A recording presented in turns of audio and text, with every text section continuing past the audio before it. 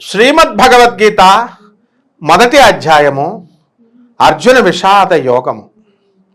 సంజయుడు చెబుతున్నాడు, సంజయ వాచ అస్మాకం తు విశిష్టాయే అస్మాకం తు విశిష్టాయే నిబోధ ద్విజోత్తమా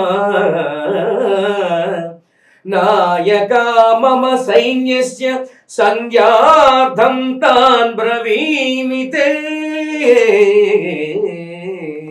ఇక్కడ దుర్యోధనుడు పక్షపాతం చూడండి. తన గురువైనటువంటి ద్రోణాచార్యుని గురుదేవా అని సంబోధించట్లేదు.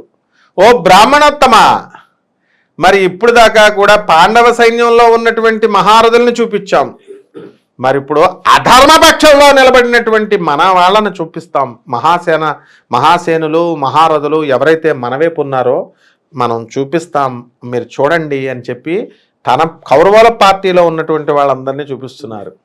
అంటే ఎప్పుడు కూడా యువత తెలుసుకోవలసింది, మనకి ఎప్పుడు కూడా లైఫ్లో నాకు అతనే మొగుడిగా రావాలా, నాకు ఆ యూనివర్సిటీలోనే సీట్ రావాలా, నాకు ఆ కోర్సులోనే సీట్ రావాలా అని పట్టు విడుపులు అలా ఉండకూడదు. మొండిగా దీన్ని మూర్ఖత్వం అంటారు.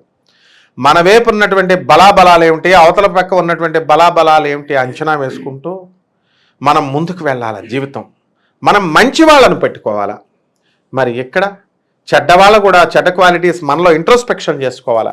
మనలో ఉన్నటువంటి చెడ్డ లక్షణాలు ఏంటి అవి చూసుకోవాలా, బలహీనతలు చూసుకోవాలా.